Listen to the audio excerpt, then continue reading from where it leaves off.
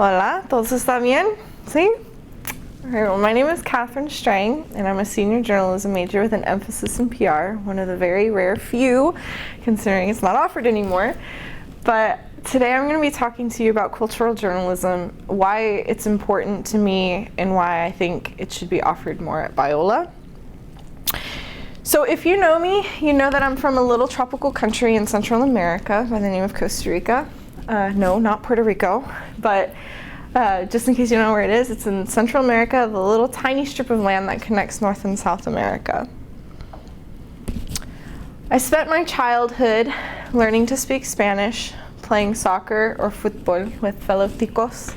I would eat plátanos and gallo pintos, go to the market, and I even passed by that church every day on my way to school in Heredia. So, although I identify as both Costa Rican and American by my cultures, I'm not by blood. I guess you can't really be an American by blood, but however, I'm not Costa Rican by blood. I'm not Hispanic by blood. In fact, I'm half German and half Armenian. So when I spend time with my father's family, we like to eat sauerkraut, eat sausages, and just be all around German and talk about my great-grandparents and how they came over here. However, when I'm with my mom's family, we like to eat rice pilaf and yalanchi and just be all around loud. If you've ever seen the film My Big Fat Greek Wedding, it's literally that. If you don't eat meat, you're kind of weird. So because of my history, my mixed cultural identity, culture is extremely important to me, and that's why I want to talk to you about cultural journalism. In this continuously growing and expanding world, it comes as no surprise that we are becoming more technologically and culturally connected. Journalism is not just about news or investigative journalism. It's simply become a web of cultural influence. It's about getting a handle on the complicated events that frame our lives. And it's about the ever-changing pattern of culture that determines how we live and who we are.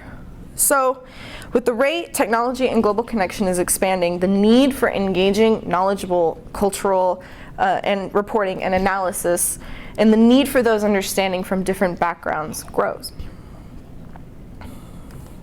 So what is cultural journalism? Well, Yale describes cultural journalism as someone who explores events within his culture, examines the cultural, societal, and community context in which a broad range of things happen, and explores currently within society and draws conclusions. So in essence, cultural journalism is an examination of ourselves, because culture is everything we are and who we become. I've always known my interest in the world and other cultures has come from my mixed identity. And after discovering my lack of interest for news journalism and investigative journalism, I realized that I would much rather live in a foreign country, travel, and write. I have been blessed with the opportunities to travel to over 14 countries, including all the continents minus Australia, Italy, Spain, Morocco, Germany, and Peru, just to name a couple.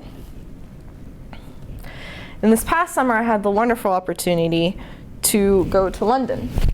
I lived and worked in the busy city while interning at a tourism organization known as Britbound. The experience honed my leadership skills and taught me how to work independently with little supervision in a country that is not my own.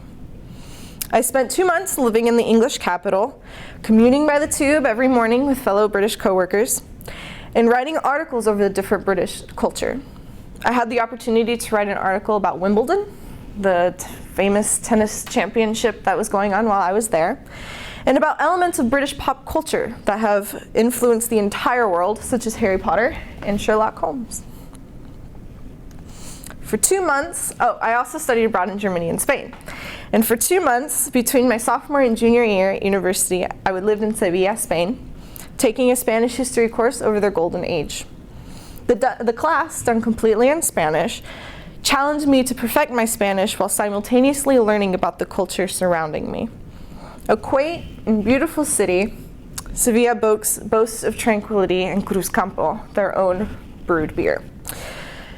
For the first time in my life, I found myself exploring the relationship my homeland shares with the colonial power that shaped it so profoundly. It was an extremely incredible opportunity to live in the country that formed my own.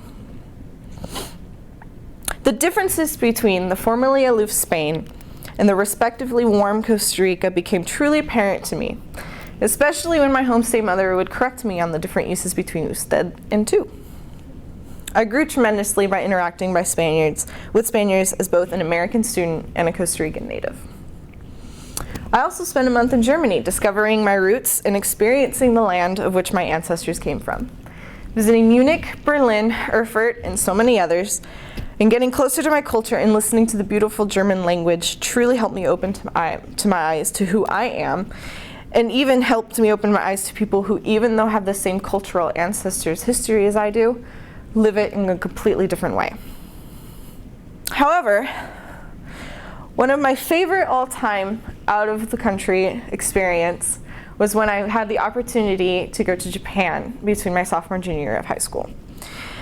The government program People to People extended an invitation to me to join the program to become a student ambassador on behalf of the United States. For 2 weeks, I traveled around the island country, visiting Tokyo, Nagasaki, Fukuoka, Kyoto, and so many more places, while representing the United States. I met with fellow high schoolers my age to discuss cross-cultural differences and the complex history the US now shares with Japan after World War II. I stayed with a homestay family who didn't speak any English, which caused me to rely heavily on an English-Japanese dictionary. I learned more about interacting with foreign people and how to be a positive representative of my country in those 2 weeks than I did the 5 years I had lived in the United States. But the wonderful thing about Los Angeles is that you don't even have to get on a plane to go visit another country and experience different cultures. With Little Tokyo, Little India, Koreatown, and even Olvera Street just to drive away, it's almost impossible to live in LA and to not understand and realize that there are so many different cultures that God has created. Working for the Chimes for the past 2.5 years has given me the opportunity to write things that I care about. My favorite all-time articles that I enjoyed writing was simply Experience in Little Tokyo article that gives a rundown of my favorite places and things to eat in Little Tokyo. Little Tokyo is definitely my favorite place in LA, so I highly encourage you guys, if you've never been, to go. That's then at the bottom left hand. It's really cute. It's a little plaza, really quaint.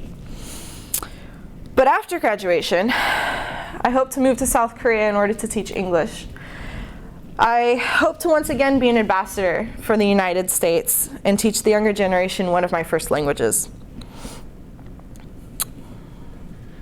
I look forward to perfecting my Korean, learning more about the Korean culture, and to simply be able to bless the children in learning about cross-cultural differences. So why do we need cultural journalism?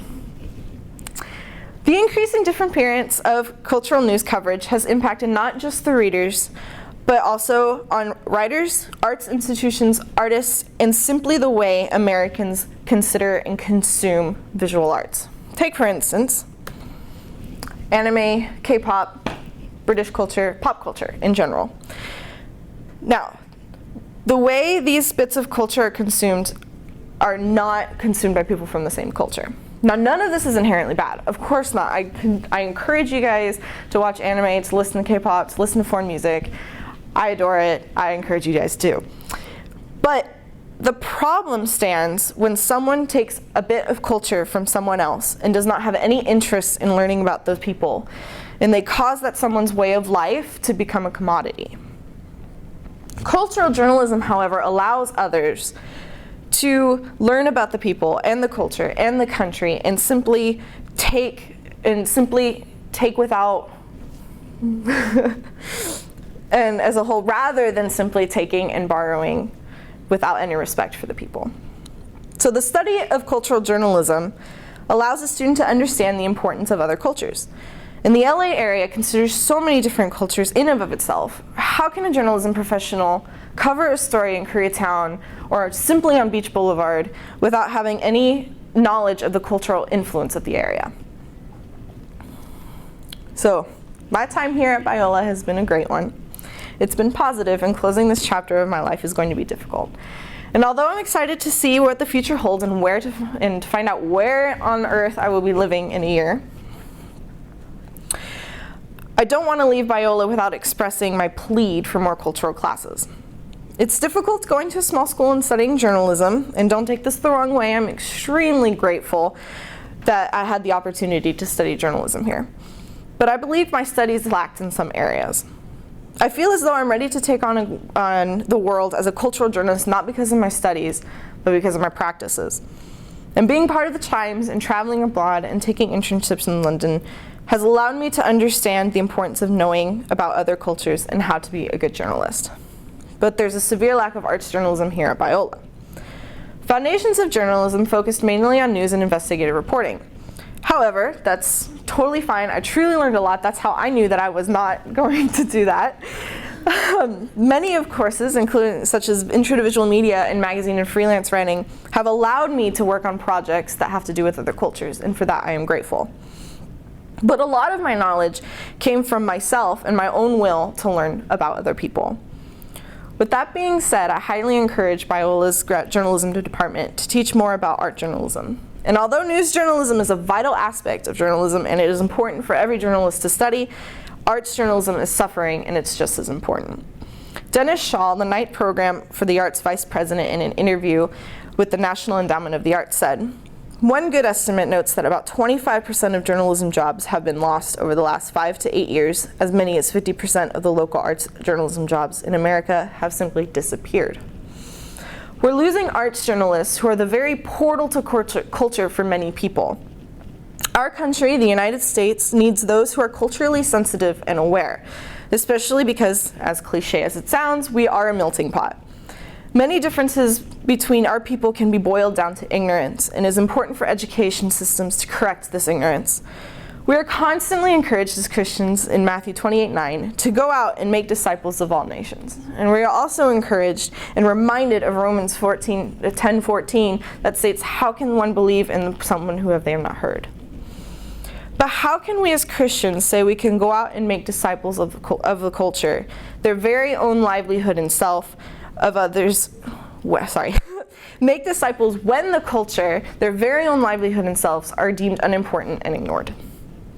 Those who travel learn that others realize their culture does not exist in isolation, but rather only serves as a small expression of God's creativity, making them a more humble human being. I encourage Biola, my fellow classmates, Christians, and my community to become more culturally aware and opening to learning about others from different backgrounds. And through cultural journalism, I believe this can happen. So thank you so much for letting me speak about my passion.